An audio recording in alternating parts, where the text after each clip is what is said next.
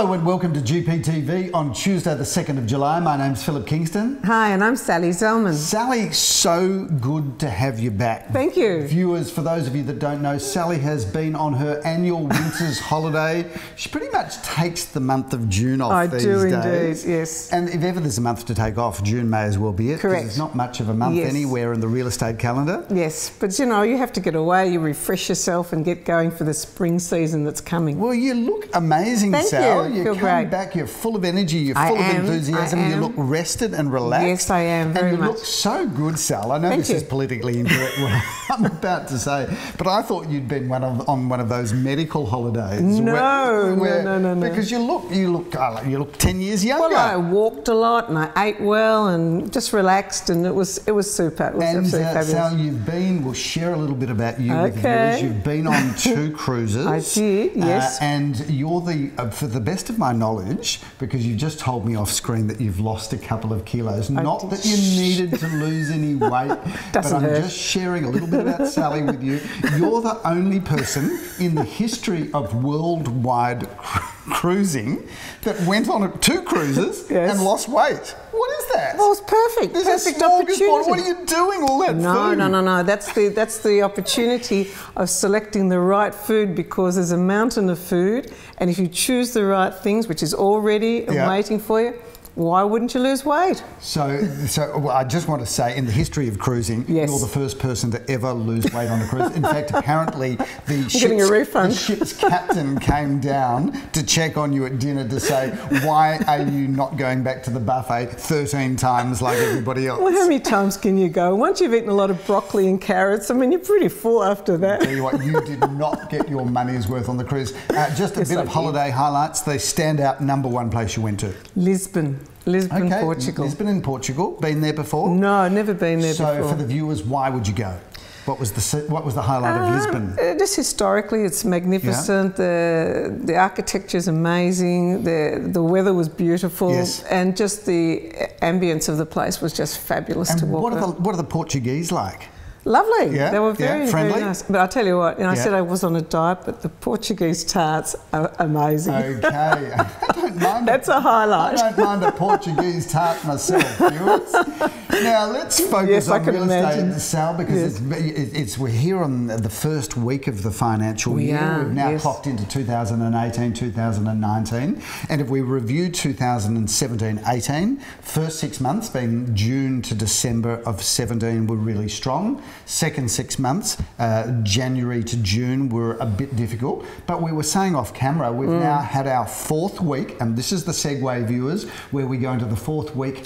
Last weekend, 80% clearance again. Let's get those towers up. We had 8 out of 10 when the industry average was 6 out of 10, or 60%. So you're doing something right, Phil. Well, Sal, we said in the sales meeting this morning, again, that our systems and our processes are working, because week in, week out, viewers, we are smashing the industry average. We had some great highlights from the weekend, Sal. While you were getting over your jet lag, we were still out there at the coalface. Let's talk about a few of the sales that were.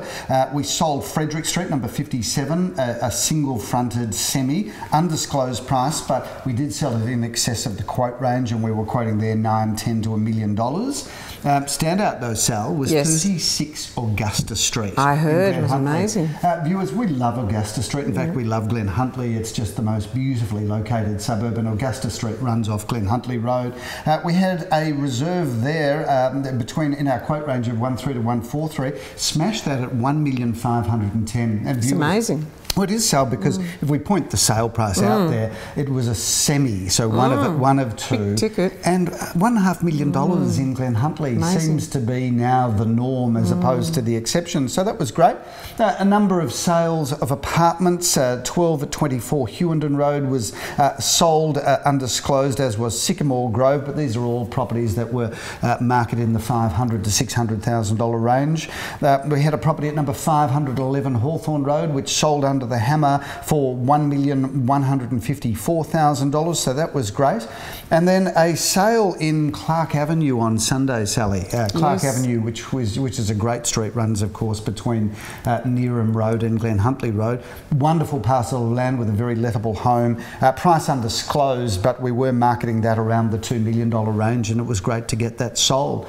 So it's amazing, isn't it, Sal? That so are you saying, Phil, that the market's really alive and well? Well, just a little bit, not so much volume. Well, I'm glad you raised that, Sal, because in the 4 weeks that you were away, you were probably wondering what was going on in the real estate market. Exactly, I was. Because whilst you might have been eating Portuguese tarts in Lisbon, the reality is we think the market has stabilised. We think it's found its feet because not only is our auction clearance rates incredibly high, but we're getting competitive bidding on all of our properties. Yeah. Excellent. Yeah. So I think the only thing that we're lacking now at Gary Peer and Associates is volume. We need more properties for sale. So speaking of that, we've got the tiniest of weekends coming up. I've got to tell you, Sal, that when I look at our list now, look at this for a list, Sally. We've only got a list. We've got a list. Where is it? We've got 3 auctions on Saturday and actually only 1 on Sunday. Do you think because of the school holidays? No question. Yes. How good are the roads at the moment? There's empty. No traffic on the roads. It's like on school holidays, the tap gets switched off. Exactly. Clearly in the areas that we're working and clearly the areas that we work in are what we describe as the wealth belt. People do go away on holidays. It's been cold and I think people want a break. So I reckon if you went to Surfers Paradise or Port Douglas now, the roads would be pretty would be pretty packed. How was the weather in Europe? Shall we go back there for a moment? It was actually magnificent. It was around 20, 21. Okay, well that's not so having hot. said that, in the UK, when we came back there, it was 28 degrees and people were just couldn't believe how hot it was, and they were like just dying because of the heat. They said, it's so hot, we can't believe it. We're going, really? And off camera you were telling me that there was one cruise that you went on where the boat or the ship or whatever they call it was fabulous, but the food was terrible. That's why I went on the diet. Right, exactly. But the people that on board that were loving the food were all the British. They thought that terrible food I thought the English had actually increased their knowledge of good food. I'm sorry to disappoint anybody, but not really. Well, let's have a crack let's have a crack at the English, shall we? So they think that soggy vegetables is still the way to eat them? Yes, absolutely. Right. You know, what is it, mushy peas and... soggy broccoli. Soggy everything. Well, each to their own, Well, we always laugh about the English because if you think about it, what are we going back into the early 1800s when they decided to send all the convicts to Australia. Imagine if the English had been smart.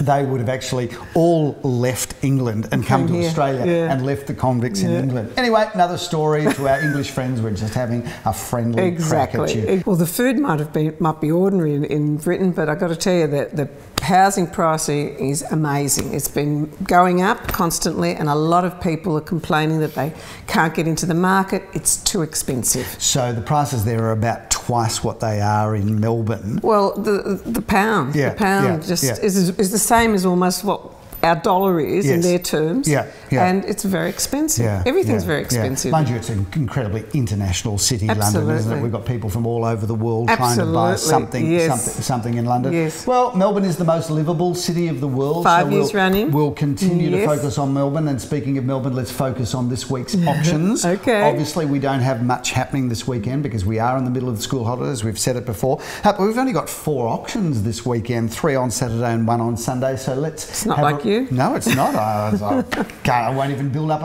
My pulse will hardly be elevated. But let's talk about the first auction this weekend, which is on Saturday in Dorothy Avenue in Glen Huntly, Sal. Let's have a look at that because that is the most incredible property. Have a look at that. Tell us about that, Sal.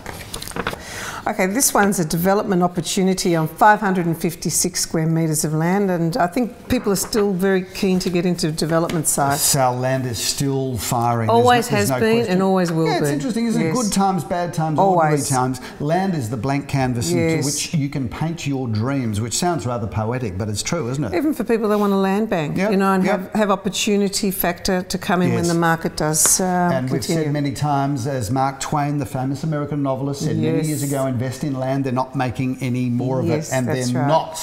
Sale at 12:30 on Saturday. We've got this wonderful apartment in St Kilda Road that Leo Samuel will be auctioning. This will be a great opportunity for people. 2 bedrooms, great location, And, you know, Felt's got a gymnasium that comes with it as well. Well, that's great. So those people that are looking to get a little bit more fit can certainly buy that one. Or they can, of course, walk to Albert Park Lake and do a lap or two of Albert Park Lake. Yes. I love St Kilda Road. How beautiful is St Kilda Road? It's stunning. You know, if you live there, whilst that one comes with a car space, you hardly need it. You just jump on the tram and go wherever you want. It's a good one. We're going to move on from there to apartment number 3 at 328 to 330 Neeram Road.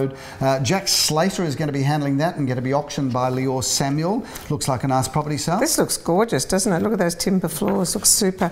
This one's 2 bedrooms, 2 bathrooms with a car space in a great new development. This will go very, very well. South Neeram Road just goes from strength to strength, as does Carnegie. And if you think about Carnegie as a suburb, it is so brilliantly located. We can't love Carnegie enough. Moving on, though, we go to home number 1 to Newland Street in Caulfield. What a great property that is. That's one of the ones that you and I love, Sal.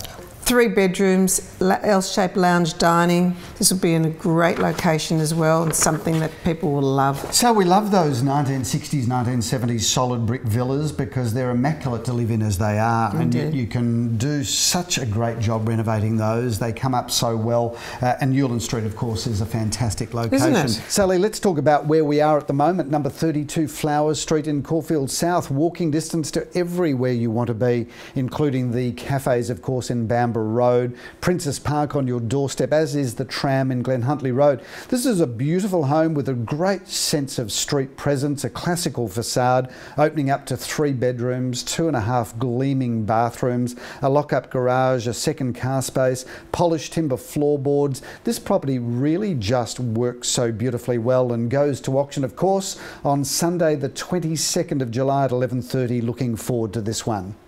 Yeah. Sal, I don't think we've ever summarised the weekend's auctions so quickly. And viewers, school holidays is obviously of a time where the market does scale down before it builds up a couple of weeks later. Sal, now that you're back, I'm get jumped back into it. I'm so excited to be back, and I'm energised. And I personally think that spring is going to be pretty phenomenal. Well, speaking of spring, Sal, if you think about it, if you were to ring a client today and they said to you, Sally, yes, I want to get my home on the market, we're here in the first week of July. We're really talking about late August, September, October. Coming quick, isn't it? So whilst we might be in the middle of winter, now is the time to be talking to Sally Zellman or anybody from our office about spring, because spring is just round the corner. Do you know, I think this year it came as a bit of a surprise to everybody that the market did slow down, but I think it's now going to start to gather some momentum. And I think for any of the viewers who are considering or thinking about selling, this is really the time that they've got to start to do some organisational things to start to get things in place. You know, as we said, with spring just around the corner and listing today, you will be an August or September auction, which does put you into the height of spring. So the year is moving on rapidly. Sal, it's great to have you on board. I know that your colleague Darren Krongol has tag-teamed you at the airport. So you've come back. Darren's gone away. So June and July are obviously the time where our volume as an agency and as an industry does decline before it charges up for spring. So I'm invigorated for spring. Me too. Great to have you back. And may our 80-90% clearance rates continue. Absolutely. We'll have Gary back on GPTV next week. Yeah. So great to have you back on board. Thank you so much. Great to be summarising a very small number of auctions. But it'll get better, stronger. There's no question it's all coming at us. So good to have you back, Sal. Thank you. Viewers, look forward to seeing you back next week with Gary on GPTV. Thank you very much for watching. I'm Philip Kingston. Have a great week. All the best. Bye.